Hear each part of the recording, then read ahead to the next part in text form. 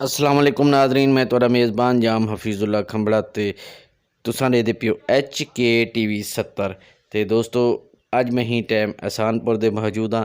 एहसानपुर दे विच मेरा एक सोहना ते मिठा ते प्यारा भिरा एहसानपुर दी शान साजिद साहब रहन। साजिद साहब ने अपनी जगह बनवाई है ते उत्थां साडा एक सोहना भिरा ते प्यारा ते मिठा भिरा ते बहु काबिल एहतराम आरिफ साहब काम करें।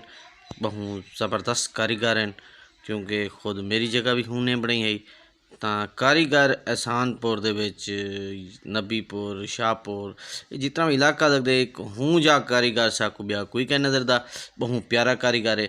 लेकिन वो एक बड़ी खूबी उन्हें भी एक आई है कि जिन्हें साकू ही पता कहना मेरे को ही पता कहना तो उन्हें ना सर मार्बल लाती है टुकड़े दे नाल खूबसूरत फुल बनाया दिल खुश थी गए।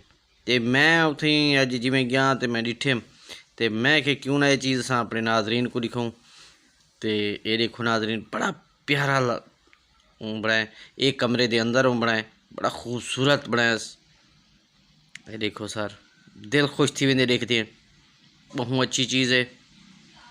इनकी कटिंग बड़ी प्यारी की है ये मेहनत बड़ी की है। मेहनत देखो तो नज़र दी पी है कि मेहनत कितनी की है। ये होंदी कारीगर की निशानी जरा अच्छा कारीगर होंदे उनकी मेहनत झलकती है। ये देखो नाजरीन बाहरों मार्बल लाते ये देखो कितना खूबसूरत मार्बल लाते रे ज़बरदस्त बाहरों जरा फूलों बनाया दिल खुश कर दीते बड़ा खूबसूरत। ये देखो नाजरीन वाल बाहरों जरी सहन तो अगू जगह बनी है ये कितना खूबसूरत प्यारा फूल दिल खुश थी वेंदे ये देखते। ये देखो नाजरीन बड़ी खूबसूरती है। ये देखो नाजरीन बड़ा खूबसूरत बहु खूबसूरत है बहु खूबसूरत।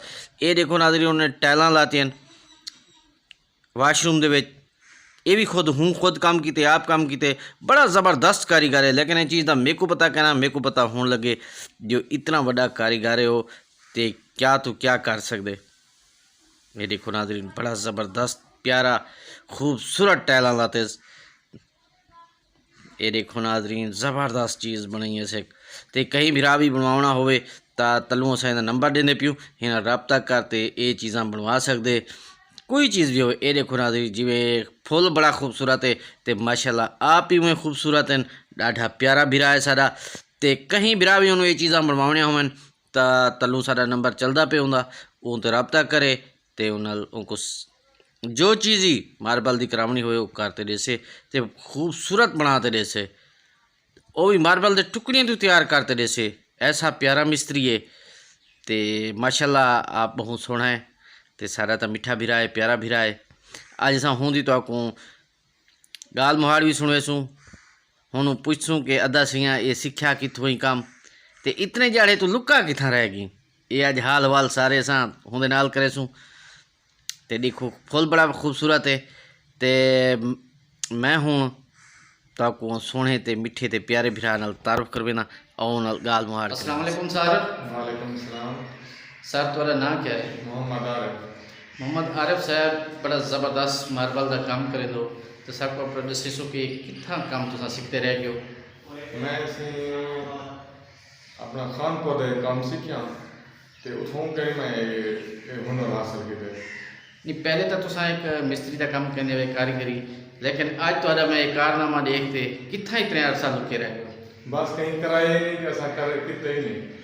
अच्छा तो हूँ जरा बंदे करवे से तो इंशाल्लाह थोड़ा केड़े केड़े काम तुसा कर जान दो क्या क्या इन्हें दे मैं कोठी का काम टाइल मार्बल जो भी काम है वो सारे काम कर काफ़ी लोग किचन के खूबसूरत टाइलां लवाइयां किचन दे खूबसूरत टाइल ओ किचन वाशरूम कोठी का काम सीढ़ियाँ जो भी काम है सारा कर। अच्छा तो नंबर 0301 67 81 224 कोई भी राव तरह रबता करना चाहे कहीं नंबर पर रबता कर सकते।